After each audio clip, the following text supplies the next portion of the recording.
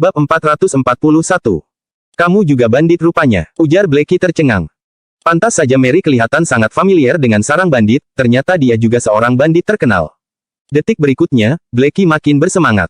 Bandit pria dan bandit wanita adalah pasangan serasi yang ditakdirkan bersama. Mendengar bahwa Mary juga seorang bandit lain di desa bandit itu pun bersikap ramah padanya. Ini merupakan bentuk penghormatan bagi orang yang memiliki identitas sama, berasal dari kasta yang sama, dan memiliki mata pencaharian sama. Itu tidak ada hubungannya dengan kecantikan dan bentuk tubuh Mary yang bagus. Sekelompok orang mengelilingi Mary dan pergi bersamanya ke tempat pertemuan dengan Levon. Fandi mengikuti mereka dari belakang dengan cemas. Tugas gadis ini berkaitan dengan bisnis garam Wira. Poin terpentingnya, dia adalah seorang sandera. Jika terjadi kesalahan, Yispohan akan mendapat banyak masalah. Pegunungan Jatta sangat besar, setiap kepala bandit menempati tempat strategis yang menyebar hingga ke puncak gunung. Blackie menempati gunung beruang hitam, Jupiter menempati gunung rubah putih, dan Wolfie menempati ngarai naga biru. Semua markas mereka terletak di jalan yang pasti harus dilalui untuk mencapai Kabupaten Hiloka. Untuk memberontak, ketiga desa bandit tersebut bergabung dalam satu nama, tetapi sebenarnya mereka masih tetap berada di wilayahnya masing-masing. Blackie membawa Mary, Fandi, dan sekelompok bandit menuju utara. Saat mereka melewati Gunung Rubah Putih, ratusan orang mendadak muncul di kedua sisi jalan pegunungan. Pemimpinnya menunggangi kuda perang, mengenakan zirah sisik, dan memiliki bintik-bintik putih yang agak menakutkan di wajahnya. "Ju Putih, kamu ngapain? Kayak mau merampok orang saja," bentak Blackie. Pria di depan adalah Jupiter. Lantaran wajahnya dihiasi bintik-bintik putih akibat vitiligo, orang-orang menjulukinya Ju Putih. Dia tidak senang dengan julukan itu dan memaksa orang-orang memanggilnya Jupiter. Namun, para bandit lainnya diam-diam masih memanggilnya Ju Putih. "Blackie, sudah baik aku menunggumu di sini. Dasar brengsek," balas Jupiter. Jupiter menunggangi kudanya mendekati mereka. Seketika itu juga, dia tertarik pada Mary yang berpakaian merah. "Lihat apa kamu, Ju Putih. Dia ini adik perempuan Molika, ketua pertama Yispohan di Kabupaten Yoya. Namanya Merika, ketua kedua di Yispohan. Aku yang duluan mengenalnya," ujar Blackie. Kemudian, Blackie mengadang di depan Mary sambil berkata, "Dia gadis yang baik. Kamu sudah menculik selir dari 3 keluarga besar, jangan lirik-lirik lagi. Kamu membuat Merika takut. Ternyata namamu Merika." "Ya, aku sudah lama mendengar tentang Yispohan. Namaku Junet Janadi, alias Jupiter," ujar Jupiter. Jupiter lantas melompat dari kudanya, lalu mengepalkan tinjunya tanda hormat seraya berkata dengan wajah ramah, "Jangan dengarkan omong kosong Blackie. Aku belum menikah dan yang menculik ketiga wanita itu adalah anak buahku." Justru Blackie yang menculik 2 putri pejabat dan 2 selir pejabat saat menyerang kota. Blackie sontak berkata dengan wajah memerah, "Mary, jangan dengarkan omong kosongnya. Aku nggak menculik mereka, itu semua perbuatan anak buahku. Orang-orang yang menjadi penjahat, membunuh pejabat, dan memberontak biasanya takut pemerintah akan melibatkan sanak saudara mereka, sehingga mereka menggunakan nama-nama alias." Meskipun Blackie punya kesan yang baik terhadap Mary dan menghormati Fandi, dia tetap tidak menyebutkan nama aslinya. Sialnya, begitu Ju Putih ini bertemu Mary, dia langsung menyebut namanya dan bahkan mengungkapkan kejahatan Blackie. "Halo Kak Junet, aku sudah lama mendengar reputasimu," balas Mary. Mary pun turun dari kudanya dan membalas salam Jupiter, lalu berkata dengan nada kagum, "Pria yang cakap biasanya punya 3 hingga 4 istri. Kakak berdua ini pahlawan yang hebat, wajar saja kalau kalian punya beberapa wanita untuk menghangatkan ranjang." Para bandit ini senang disanjung. Jadi, biarpun hanya di luar, Mary harus bersikap sopan. Soal keduanya yang menculik putri dan selir pejabat, itu tidak ada hubungan sama sekali dengannya. "Mary terlalu meninggikan kami," ujar Jupiter. Kemudian, dia mengubah topik pembicaraan dengan berkata, "Blackie, aku mau bicara 4 mata denganmu." "Untuk apa? Mary bukan orang luar, nggak ada yang perlu kamu sembunyikan darinya," balas Blackie. Blackie memasang wajah datar, lalu menoleh dan tersenyum pada Mary seraya berkata, "Mary, namaku Jaka Sidodo. Aku sudah mau kasih tahu dari tadi, tapi aku lupa gara-gara kebanyakan minum." Bab 442. Kasih tahu dari awal atau belakangan, itu sama saja kok. "Kak Junet, Kak Jaka, aku keliling dulu sebentar," ujar Mary. Dia terkekeh-kekeh, lalu pergi dengan menaiki kudanya. "Hei, dia memang gadis yang baik, pintar, dan pengertian," puji Jupiter. Melihat kepergian Mary, ekspresi Blackie menjadi serius. "Ju Putih, aku peringatkan padamu. Aku sudah putuskan untuk mendapatkan Mary. Kalau kamu berani berebut denganku, aku akan bertarung mati-matian denganmu," ujar Blackie. Jupiter mengomel dengan ekspresi sinis. "Sialan, bisnis kita sudah mau direbut, tapi kamu masih saja memikirkan wanita. Apa maksudmu?" tanya Blackie bertanya dengan alis berkerut. Jupiter menggertakkan gigi dan menjelaskan. "Wolfie mendapat 150 ton gandum dari Kabupaten Uswal. Dia bilang, dia membayar 100 juta, lalu menyuruh kita masing-masing bayar 200 juta lagi." "Apa?" Blackie menggertakkan gigi dan berkata, Sialan, 150 ton gandum paling banyak juga 600 juta, kita berdua masing-masing sudah bayar 200 juta, lalu dia masih ingin kita membayar lebih. Wolfie bilang ada perang di mana-mana, jadi harga pangan naik tinggi. Jadi, kita diminta menambah uang, kata Jupiter.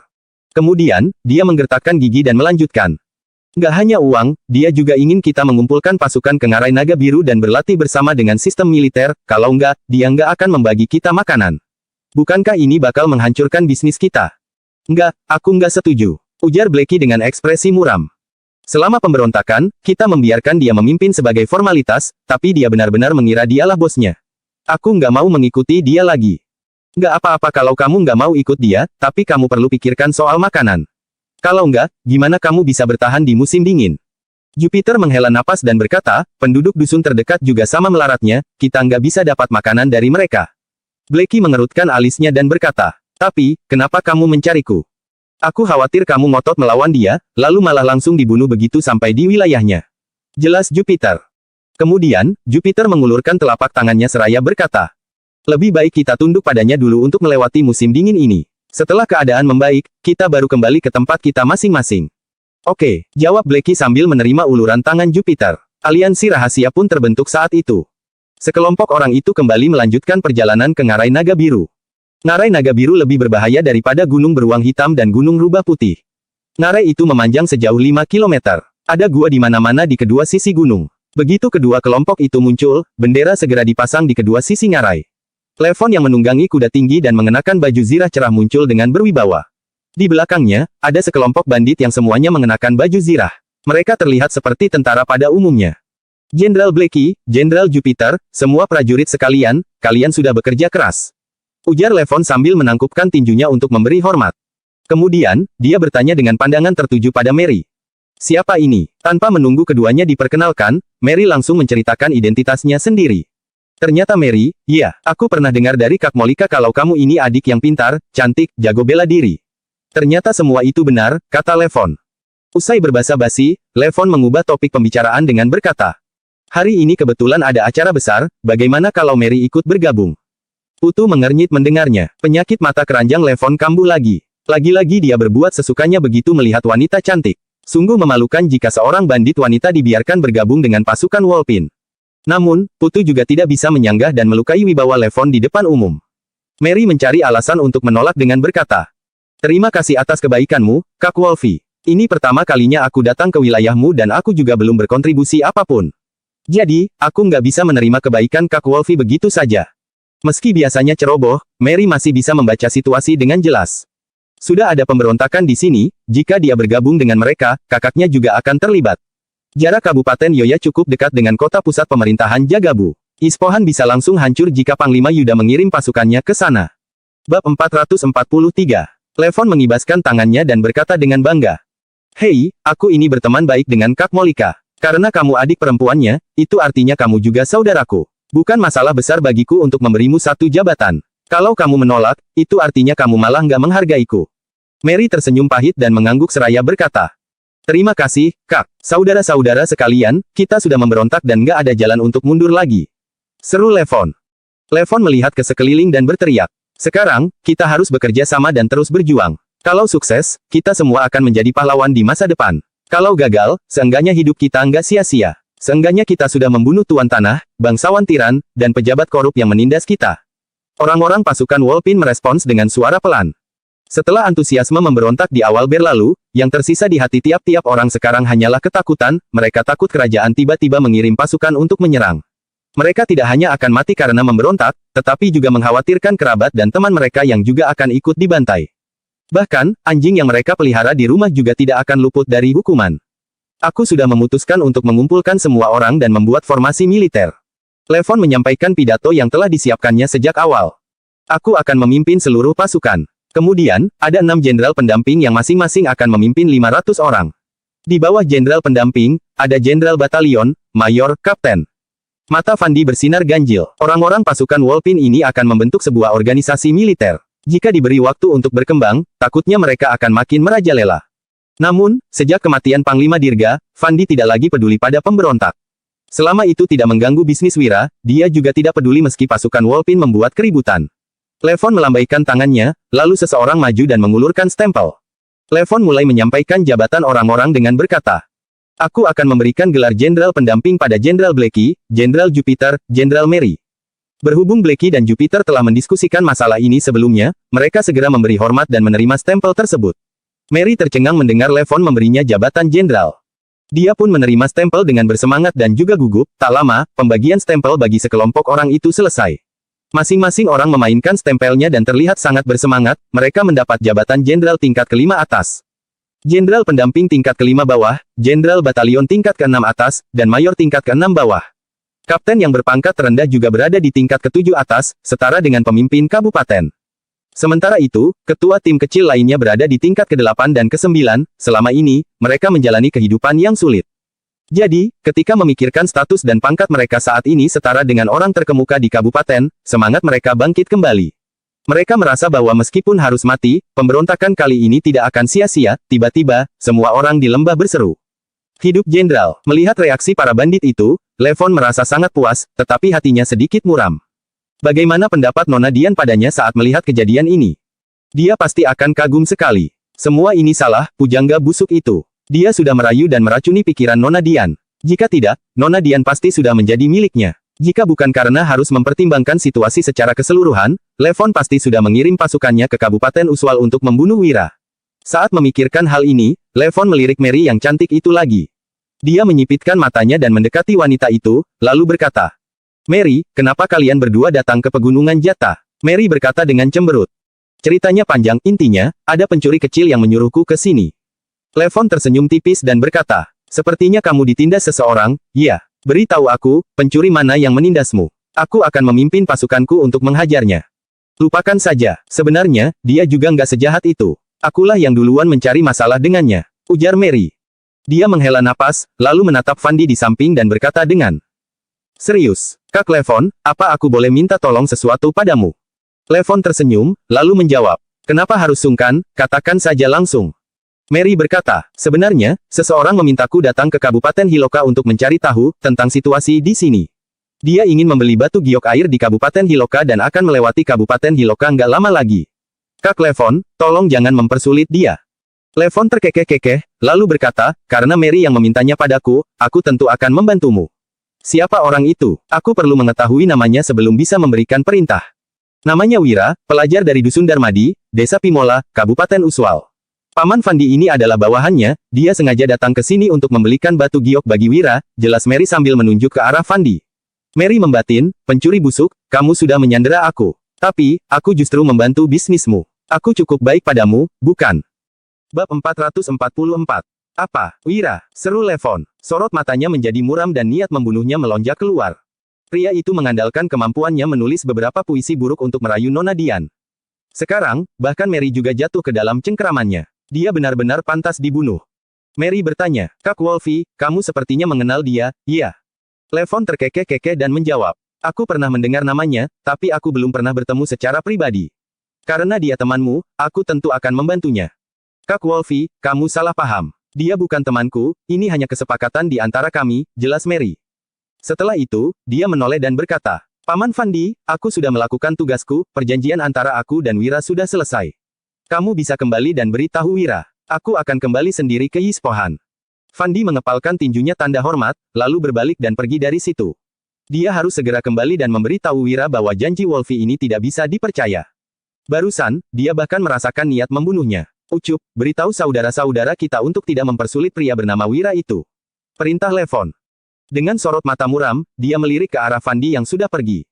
"Baik," jawab Ucup. Ucup yang awalnya merupakan ketua kedua Ngarai Naga Biru segera mengerti sinyal dari Levon. Dia pun bergegas pergi bersama sekelompok orang dengan niat membunuh yang kuat. Pertemuan itu berakhir. Melihat Mary tetap tinggal di Ngarai Naga Biru, Jupiter dan Blackie terpaksa pergi dengan enggan. Setelah mengatur akomodasi untuk Mary, Levon kembali ke kamarnya. Dia menghunus pedang dan mengayunkannya ke meja. Krak, meja itu terbelah menjadi dua dan jatuh ke lantai. "Jenderal, tenanglah. Orang yang punya cita-cita besar nggak boleh terdistraksi oleh masalah perasaan," bujuk Putu sambil berjalan masuk. "Sekarang, prioritas kita adalah melatih pasukan seefisien mungkin, bukannya membuang waktu untuk mengurus hubungan pribadi. Selama kamu bisa menaklukkan dunia, kamu bisa memiliki wanita manapun," ujar Putu lagi. Kalau tunggu sampai aku menaklukkan dunia, anak Nona Dian dan pria itu mungkin sudah lahir. Seru Levon. Levon berbalik dan mencengkeram bahu Putu sambil meraung. Aku tahu ada banyak wanita yang lebih cantik dari dia di dunia ini, tapi nggak ada yang bisa menggantikan posisinya di hatiku. Apa kamu tahu, saat aku hampir mati kelaparan saat itu, dialah yang memberiku roti, lalu membawaku ke kediaman Wibowo. Dia memberiku makanan dan pakaian yang cukup. Dia memenuhi semua kebutuhanku sehingga aku bisa mengembangkan seni bela diriku. Tanpa dia, aku nggak akan puas kalaupun aku menaklukkan dunia. Putu mengerutkan alis dan bertanya, kalau kamu begitu menginginkan Nona Dian, kenapa mempertahankan Merika dan menjadikannya jenderal pendamping? Bagaimanapun, dia seorang wanita. Apalah arti 3 atau 4 istri bagi seorang pria? Aku punya bisnis sekarang, kenapa aku nggak boleh punya 2 wanita? Ujar Levon. Levon melanjutkan dengan wajah penuh perhitungan. Nilai Mary nggak cuma terletak pada kecantikannya. Kakaknya, Molika, sangat berkuasa di Kabupaten Yoya. Wilayah kami dipisahkan oleh Kabupaten Uswal dan Kabupaten Laria. Kalau aku menikahi Mary, kami bisa bekerja sama dan segera menduduki 4 kabupaten sekaligus mengumpulkan puluhan ribu prajurit. Jenderal, tolong hapus niatmu itu. Kalau enggak, kita akan segera hancur. Seru Putu. Putu melanjutkan dengan ekspresi yang berubah drastis. Ada Panglima Yuda di kota pusat pemerintahan Jagabu yang mengalahkan 100.000 kavaleri bangsa Agrel belum lama ini. Kalau pasukan kita bertambah kuat dan menarik perhatian kerajaan, orang-orang istana pasti akan mengirim dia untuk mengepung kita. Meskipun kita bisa mengumpulkan banyak prajurit, apa kita bisa mengalahkan Panglima Yuda? Levon terdiam dan mengerutkan alisnya. Belum lama ini, kelompok banditnya bahkan tidak bisa mengalahkan pasukan komando daerah di kota pusat pemerintahan Lokana, apalagi pasukan perbatasan kuat yang dipimpin oleh Panglima Yuda. Levon harus segera melatih pasukannya. Jenderal, seru Ucup. Ucup yang barusan pergi tiba-tiba kembali dengan tubuh berlumuran darah. Dia memegang pedang Treksa dan berkata dengan penuh semangat. Aku sudah menangkap Fandi. Keterampilan seni bela dirinya sangat luar biasa. Dia juta punya senjata ajaib yang tajam ini. Karena tenaganya terkuras setelah membunuh 30-an saudara kita, kami baru mampu meringkusnya. Klang, Levon meraih pedang Treksa dan mengeluarkannya dari sarungnya, lalu membelah meja di lantai. Levon berkata dengan mata berbinar. Bagus, ini memang senjata ajaib. Kuburkan saudara-saudara kita yang mati dan berikan santunan bagi keluarga mereka. Jangan bunuh Fandi itu dulu, tapi kurung dia di tempat tersembunyi. Jangan biarkan Jenderal Mary mengetahui hal ini. Baik, jawab Ucup sambil mengepalkan tinju tanda hormat dan pergi. Bab 445. Putu mengernyit dan berkata, Jenderal, apa kamu menangkap Fandi untuk menjebak Wira? Iya, jawab Levon. Sambil mengayunkan pedang Treksa di tangannya, Levon berkata dengan angkuh, aku mau membuatnya datang ke pegunungan Jata. Kalau dia berani datang, aku akan mengambil kesempatan untuk membunuhnya. Tapi, kalau dia nggak berani datang, aku akan menulis surat untuk memberitahu Nona Dian kalau Wira itu sangat pengecut. Dia bahkan nggak memedulikan anak buahnya. Jadi, dia bukan orang yang bisa dipercayai untuk menjaga Nona Dian seumur hidup. Putu tertegun beberapa saat, lalu menggelengkan kepalanya dan berkata, Jenderal, kamu nggak boleh membunuhnya. Kenapa? Tanya Levon sambil mengangkat alisnya. Putu menghela napas dan menjawab, Wira pernah menulis 4 kalimat Wahyudi, serta membuat. Selamat sampai di tujuan, untuk Iqbal. Keduanya adalah puisi yang akan terkenal selama berabad-abad dan mendapat tempat di dunia sastra. Kalau kamu membunuhnya, kamu akan mendapat reputasi buruk. Kelak, kamu nggak akan bisa merekrut sastrawan untuk bekerja padamu. Untuk menaklukkan dunia, kamu nggak hanya membutuhkan jenderal militer, tapi juga sastrawan, keduanya sama-sama penting. Solusinya mudah saja, kan? Bunuh saja dia dan jangan biarkan orang lain mengetahuinya. Ujar Levon sambil tersenyum puas. Pak Putu, tulis surat untuk membujuknya ke Ngarai Naga Biru, tapi jangan biarkan dia merasakan bahaya. Baiklah, kata Putu sambil mengangguk dengan mata berkilat. 2 orang yang menunggangi kuda tiba di luar dusun Darmadi. Pria parubaya bertubuh pendek, bertanya kepada pemuda berwajah bulat. Jadi, ini dusun Darmadi. Iya, jawab pemuda berwajah bulat itu dengan ekspresi linglung. Pemuda berwajah bulat itu teringat hal-hal ajaib yang terjadi terakhir kali dia datang ke sini. Pertama, saudara-saudaranya berkhianat, lalu jatuh ke tangan musuh. Kemudian, mereka akhirnya dididik dan dibebaskan. Saat itu, pemuda berwajah bulat itu masih sedikit jengkel. Namun, saat memikirkan pengalaman itu sekarang, dia merasa itu adalah suatu kehormatan. Tempat ini benar-benar luar biasa, nggak heran kalau tempat ini bisa melahirkan penasihat militer berbakat. Desa yang tadinya tampak biasa saja tiba-tiba menjadi berbeda di mata pria parubaya itu. Dia lantas berkata dengan takut-takut. Menurutmu, Mary nggak memprovokasi Tuan Wahyudi di sini, kan? Aku cuma takut gadis itu berbuat bodoh.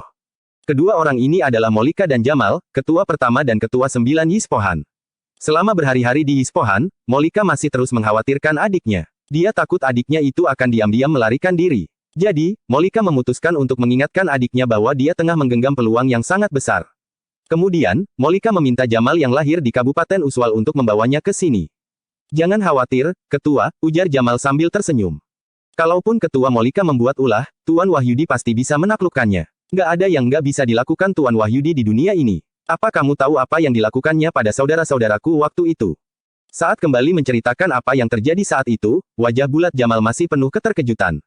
Awalnya, Jamal mengutus orang untuk merampok, namun, pada akhirnya semua orang itu disuap, bahkan mereka disponsori untuk menjadi pedagang bakso ikan, alhasil, semua bawahannya kabur. Jamal benar-benar tidak mengerti dengan jalan pikir Wira.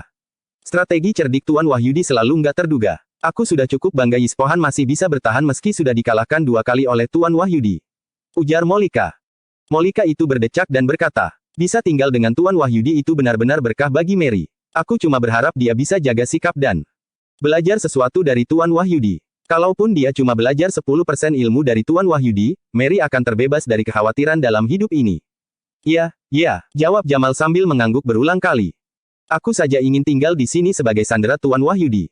Begitu Jamal mendengar bahwa Wira adalah Tuan Wahyudi yang mengalahkan 100.000 tentara bangsa Agrel, berbagai macam emosi langsung melandanya, dia pun yakin akan masa depan aliansi rute dagang asri. Oke, ayo turun dari kuda dan pergi ke desa. Kita kunjungi Tuan Wahyudi dengan sopan, ujar Molika. Sambil turun dari kuda, dia juga mengingatkan. Ingat, kita harus pura-pura nggak tahu identitas Tuan Wahyudi. Ketua, sebaiknya kamu nggak melakukan itu, ujar Jamal. Melihat wajah terkejut Molika, Jamal menjelaskan dengan serius. Ketua, dengan kecerdasan Tuan Wahyudi, apa menurutmu dia nggak bisa melihat kalau kita sudah mengetahui identitasnya? Niat baik kita itu juga nggak akan mengelabui Tuan Wahyudi. Bab 446. Kamu benar, ujar Molika. Kemudian, dia mengangguk dan melambaikan tangan sembari berkata, ayo, kita cari Tuan Wahyudi dan jangan bermain trik apapun.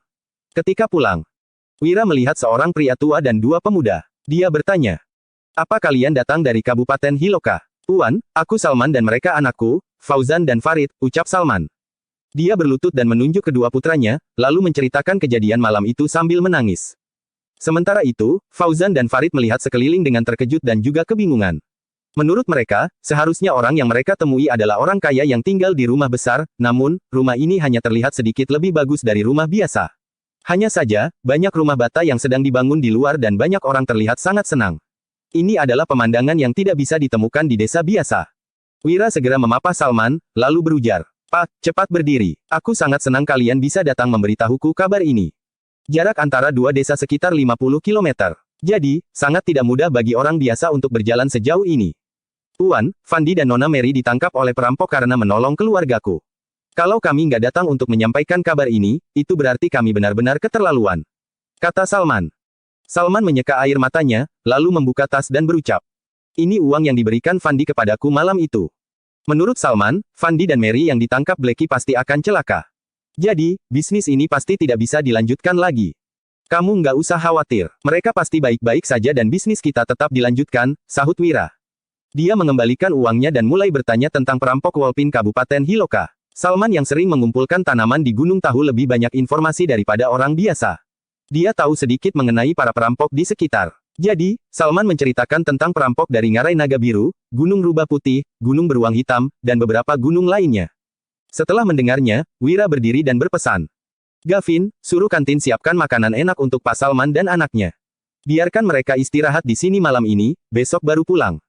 Gavin membawa ketiga orang itu sambil tersenyum, lalu berucap, ayo, ikut aku. Ketiga orang itu pun pergi mengikuti Gavin dengan gugup. Sementara itu, Dodi bertanya seraya mengernyit. Kak Wira, seharusnya Paman Fandi dan Mary baik-baik saja, kan? Wira menjawab, iya, berdasarkan cerita Pak Salman, Blackie itu orang yang lugas. Seharusnya, dia nggak akan melukai Paman Fandi dan Mary. Niat membunuh Dodi meluap saat dia berkata, aku nggak peduli dengan Mary. Tapi, kalau mereka berani melukai Paman Fandi, aku akan segera kembali ke kota pusat pemerintahan Jagabu untuk meminjam pasukan dan memusnahkan mereka.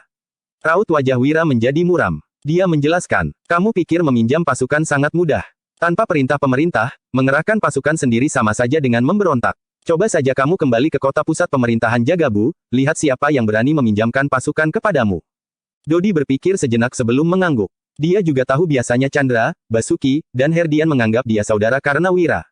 Wira mengingatkan, kelak, setelah pergi ke ibu kota, kamu harus mengucapkan kata-katamu 2 kali, ucapkan dalam hati 1 kali dulu dan pikirkan apakah pantas atau enggak untuk dilontarkan. Kamu baru bicara setelah memastikan kata-katamu pantas diucapkan. Pokoknya, hati-hati dengan ucapanmu. Kalau enggak, akibatnya fatal, lanjut Wira. Dodi mengangguk, lalu menyahut. Baik, Kak Wira. Kemudian, Danu masuk sambil memegang selembar surat. Dia berujar. Ada surat dari Ngarai Naga Biru. Wira mengambil surat itu, lalu membacanya. Setelah itu, dia baru merasa lega. Namun, Wira mengernyit lagi setelah membaca ulang surat itu. Danu segera bertanya. Kak Wira, ada apa? Kalau dibaca sekilas, memang nggak ada masalah dengan surat ini. Mereka mengundangku untuk membicarakan masalah pertambangan, tapi sebenarnya ada makna terselubung dalam surat ini, jawab Wira. Wira mengambil kuas, lalu melingkar beberapa kata seraya melanjutkan perkataannya. Coba kalian baca ini. Bab 447. Dodi membaca dengan terbata-bata. Na, ga, ja, ngan, datang. Belakangan ini, dia juga sedang belajar membaca. Namun, Dodi tidak bisa membaca semua tulisan yang dilingkar dengan lancar. Danu yang bisa membaca lebih lancar berucap. Naga biru, ada bahaya, jangan datang. Wira membacakannya seraya mengerutkan dahi. Ngarai naga biru ada bahaya, jangan datang. Awalnya, Wira membaca surat ini seperti biasa, namun, dia tiba-tiba melihat kata-kata ini di bagian awal beberapa barisan kalimat. Dodi yang terbelalak berkata, Kak Wira, apa maksud dari surat ini? Jelas-jelas mereka mengundangmu pergi, tapi ternyata isi surat ini menyiratkan agar kamu jangan pergi. Selain itu, bukannya Paman Fandi dan Mary ada di Gunung Beruang Hitam? Kenapa mereka bisa pindah ke Ngarai Naga Biru? Itu daerah kekuasaan Wolfie, lanjut Dodi. Danu yang khawatir berkomentar, Kak Wira, Wolfie mengerahkan pasukan untuk memberontak. Kalau Paman Fandi ada di sana, dia pasti nggak akan membiarkan kamu mengambil risiko. Ada yang aneh dengan surat ini. Raut wajah Wira menjadi muram dan dia menyahut. Aku tahu, Paman Fandi dan Mary pasti sudah jatuh ke tangan Wolfie karena mereka ada di Ngarai Naga Biru dan ada yang mengirimkan surat ini. Terakhir kali saat di kabupaten, Tommy pernah diam-diam memberitahu Wira bahwa Wolfie membenci Wira. Tommy berpesan kepada Wira untuk tidak mengungkapkan identitasnya jika dia pergi ke kota provinsi dan melewati kabupaten Hiloka. Waktu itu, Wira tidak menganggapnya serius bagaimanapun, dia baru pergi ke kota provinsi tahun depan. Tidak disangka, sekarang Wolfie menggunakan Mary dan Fandi untuk menjebaknya pergi ke Ngarai Naga Biru. Dari peringatan tersembunyi dalam surat, sudah jelas Wolfie memiliki niat membunuh dan orang yang menulis surat ingin menghentikan hal ini.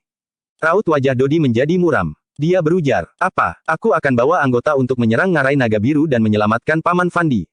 Danu menegur, kamu tenang dulu. Wolfie mengerahkan pasukan untuk memberontak sehingga dia punya ribuan pasukan. Orang-orang di Dusun Darmadi nggak terlalu banyak. Sebaiknya kita dengar perintah Kak Wira. Dodi dan Danu pun memandang Wira. Sementara itu, Wira menimpali sembari mengernyit.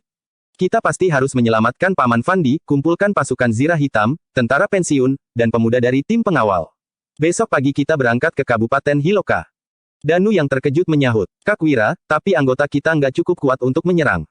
Pasukan Zirah Hitam dan tentara pensiun di dusun hanya ada 150 orang. Kalau ditambah pemuda dari tim pengawal, mungkin hanya bisa terkumpul 200 orang. Wira menggeleng, lalu berkata, kalau kita menyerang, akibatnya pasti sangat fatal sekalipun bisa menyelamatkan Paman Fandi. Aku sudah punya ide, aku membawa pasukan hanya untuk berjaga-jaga. Kemudian, Danu mengabari yang lain untuk bersiap-siap. Tiba-tiba, Gavin berjalan masuk dan memberitahu Wira bahwa Molika dan Jamal datang berkunjung. Wira yang terkejut mengangguk. Dia tidak tahu kenapa mereka berdua datang. Tak lama kemudian, Molika dan Jamal masuk seraya tersenyum. Mereka bahkan membawa hadiah. Wira juga tidak bersikap sungkan. Dia bertanya, untuk apa kalian datang? Aku takut adikku membuat masalah dan menyinggung Tuan Wahyudi. Jadi, aku datang untuk memperingatkan dia, jawab Molika. Molika memberi hormat, lalu segera melanjutkan saat melihat Wira mengernyit. Terakhir kali aku menyinggung Tuan Wahyudi. Akhirnya, aku baru tahu identitasmu karena pasukan pembelot itu, kalau tahu dari awal, aku pasti nggak akan berani menyinggungmu. Kamu mengalahkan bangsa Agrel dan menyelamatkan puluhan juta rakyat kerajaan Nuala, termasuk kami para perampok ini. Jamal menimpali sembari tersenyum, Tuan, kamu tahu aku selalu menghormatimu. Kalaupun kamu bukan penasihat militer, aku juga nggak akan berani menyinggungmu. Wira melambaikan tangan sambil menyahut. Yang lalu biarlah berlalu. Lain kali jangan menyebutku sebagai penasihat militer lagi. Molika dan Jamal langsung membalas. Oke, Tuan. Wira menjelaskan, waktunya kurang pas kalau kalian mau bertemu Mary. Aku mengutusnya ke Kabupaten Hiloka untuk mencari informasi. Sekarang, dia ditangkap oleh Wolfie. Molika tertawa, lalu berkata, Tuan, kamu nggak usah khawatir. Aku dan Wolfie pernah minum-minum, sesama perampok harus saling menghormati. Jadi, dia pasti nggak akan menyusahkan adikku. Wira berujar seraya menyipitkan mata, tapi, dia mau mencari masalah denganku. Bahkan, dia menyuruh orang menulis surat untuk menjebakku pergi ke ngarai naga biru. Molika yang kaget berseru, "Ah, Tuan, apa mungkin ada salah paham di antara kalian? Aku bisa menjadi penengah untuk menyelesaikan masalah ini." Wira mencibir, lalu menimpali, "Sekarang, kamu hanya perlu memilih, ikut aku untuk menyelamatkan adikmu atau kembali ke Yispohan, kamu tinggal tunggu aku antar adikmu pulang." Molika yang berkeringat dingin menjawab, "Tuan, aku akan ikut kamu pergi ke ngarai naga biru untuk menyelamatkan adikku." Sepertinya Wolfie sudah gila, beraninya dia mencelakai Wira, benar-benar cari mati, Jamal segera berkata.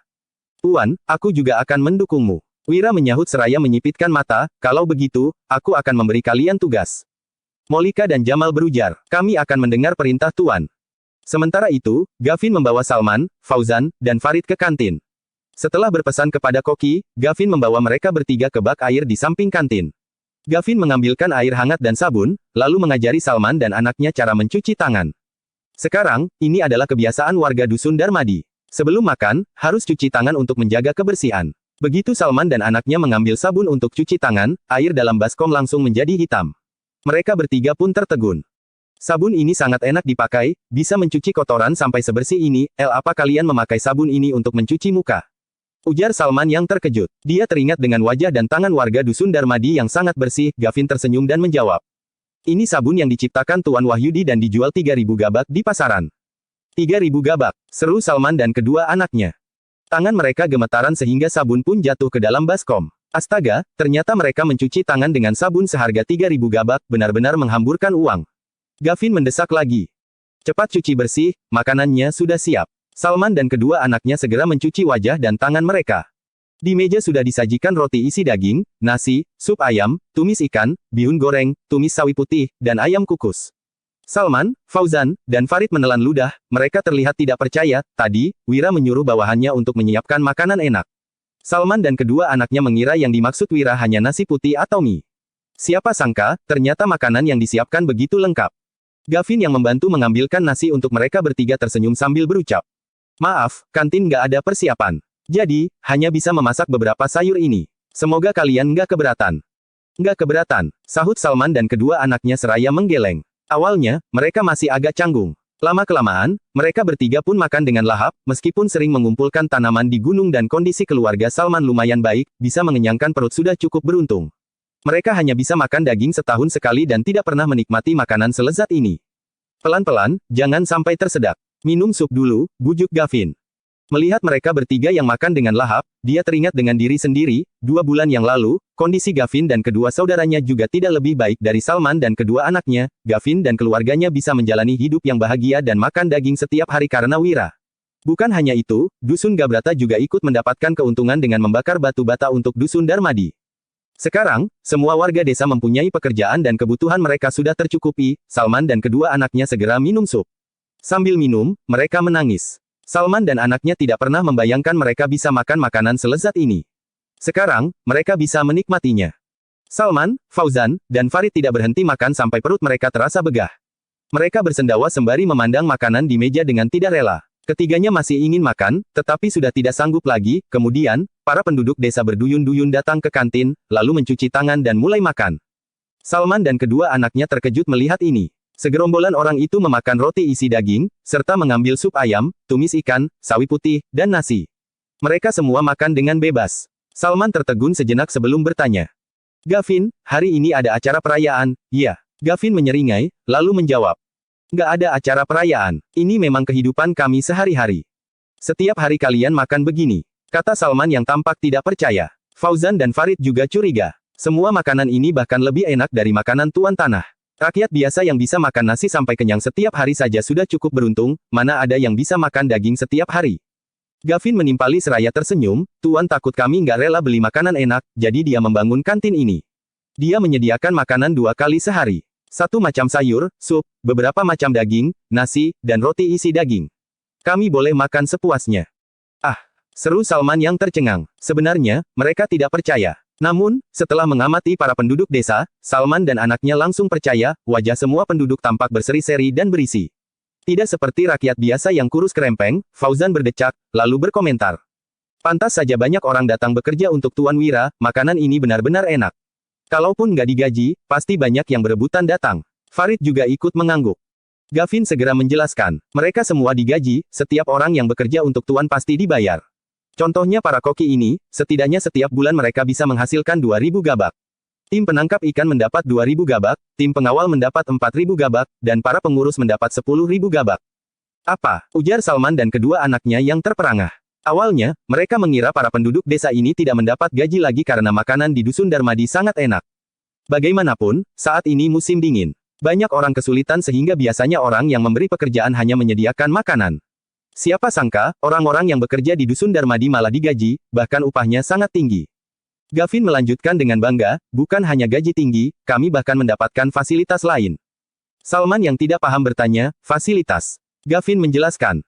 Selain gaji, tuan juga takut kami kedinginan. Jadi, dia membagikan selimut dan sepatu kepada setiap orang. Kalau ada anggota keluarga kami yang sakit dan nggak punya uang untuk berobat, tuan yang akan membayar biaya pengobatannya. Tuan Wira benar-benar baik, ujar Salman. Dia dan kedua anaknya tertegun. Mereka memandang para penduduk desa yang sedang makan dengan iri.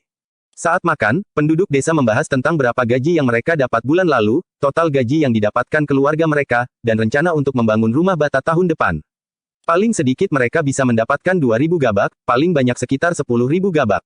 Ada juga yang mendapatkan sekitar 5.000 gabak, para penduduk desa memakai pakaian berbahan katun, bahkan ada yang memakai luaran berbahan satin. Cara makan mereka juga sangat pelan, tidak seperti Salman dan anaknya yang sangat rakus. Ayo, setelah makan, aku bawa kalian jalan-jalan di desa. Ajak Gavin. Dia khawatir perut mereka tidak nyaman karena makan terlalu kenyang. Jadi, Gavin membawa mereka bertiga jalan-jalan. Salman dan kedua anaknya mengikuti Gavin sambil terbengong-bengong. Mereka melihat Dusun Darmadi yang dipenuhi dengan rumah bata dengan iri, ketika melewati sebuah rumah besar yang baru dibangun, terdengar suara anak-anak yang sedang membaca. Semua manusia terlahir baik dan memiliki sifat yang hampir sama. Tapi, lingkungan dan kebiasaan membuat setiap orang menjadi berbeda. Anak-anak membaca dengan suara yang lantang, sementara itu, Agus yang mengenakan jubah panjang berjalan di dalam ruangan sembari meletakkan kedua tangan di belakang punggung. Salman yang terkejut bertanya, kenapa di sekolah kalian ada begitu banyak anak-anak? Biasanya murid sekolah di desa sangat sedikit, paling banyak hanya belasan orang, hal ini karena penduduk desa miskin sekali, kebanyakan dari mereka bahkan tidak sanggup makan. Jadi, orang yang bisa bersekolah terlalu sedikit, Gavin tersenyum dan menjelaskan.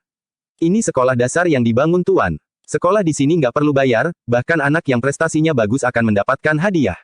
Bukan hanya dusun kami, anak-anak dari dusun sekitar yang ingin bersekolah pun boleh datang. Sekolah juga menyediakan makan siang. Salman dan kedua anaknya termangu. Wira bahkan membangun sekolah gratis yang menyediakan makanan untuk para murid. Dia benar-benar orang yang baik. Gavin mendongak sembari melanjutkan perkataannya. Bukan hanya anak-anak, orang dewasa juga sudah mulai belajar. Tuan punya bisnis di kota pusat pemerintahan Jagabu dan kabupaten, asalkan bisa membaca dengan lancar dan menulis kontrak, semua bisa pergi ke kota untuk menjadi pengurus. Bab 450. Sekarang Gavin juga sedang belajar membaca dan menulis. Bahkan, dia sudah bisa memahami sebagian besar dari buku teknik pedang 100 dan teknik tombak keluarga Wutari yang dibawa Wira dari kota pusat pemerintahan Jagabu. Wah, seru Salman dan kedua anaknya yang tampak iri. Di Dusun Darmadi, setiap orang bisa menjalani kehidupan yang nyaman asalkan mau bekerja. Mereka juga akan mempunyai masa depan yang cerah, tidak seperti desa tempat Salman tinggal, yang dikelilingi oleh perampok dan pejabat. Kalaupun mereka sekeluarga bekerja keras selama setahun, hidup mereka tetap kekurangan setelah membayar pajak dan menyerahkan makanan. Salman berdecak, lalu berkata, aku benar-benar iri sama kalian. Di desa kalian ada orang baik seperti Tuan Wira. Gavin menyeringai dan menimpali, nggak perlu iri, besok Tuan Wira akan pergi ke Kabupaten Hiloka, kehidupan kalian akan makin baik. Apa mungkin itu bisa terjadi? Tanya Salman yang tidak percaya. Sejujurnya, kalaupun para penduduk desa mengumpulkan giok air bersama-sama dan mengirimkannya ke desa Tomomu, paling-paling mereka hanya bisa memenuhi kebutuhan sehari-hari. Kehidupan mereka tidak mungkin bisa semakmur Dusun Darmadi. Bagaimanapun, para penduduk di desa Salman harus tunduk pada perampok dari Gunung Beruang Hitam, Gunung Rubah Putih, dan Ngarai Naga Biru. Para perampok ini pasti akan memeras penduduk desa, selain itu, para pejabat pasti akan datang memungut pajak kalau tahu penduduk desa menghasilkan uang. Jadi, mereka akan diperas lagi. Kalian harus percaya sama Tuan. Ujar Gavin, kemudian, dia mengalihkan topik. Apa kalian tahu tentang orang-orang di tambak garam Fika? Setelah Tuan pergi ke sana, garam mereka yang awalnya dijual 8 gabak per kilogram langsung naik menjadi 16 gabak per kilogram. Sekarang, kehidupan warga di sana nggak kalah dari kami. Jadi, setelah Tuan pergi ke desa kalian, kehidupan kalian pasti akan menjadi lebih baik, asalkan kalian mendengar perintah Tuan, lanjut Gavin. Gavin, kamu tenang saja. Kami pasti akan mendengar perintah Tuan Wira. Sahut Salman dan kedua anaknya sembari mengangguk. Mereka bersedia melakukan apa saja asalkan bisa kenyang, makan daging, dan mengenakan pakaian tebal. Keesokan harinya, Molika dan Jamal yang menunggangi kuda memimpin perjalanan ke Kabupaten Hiloka.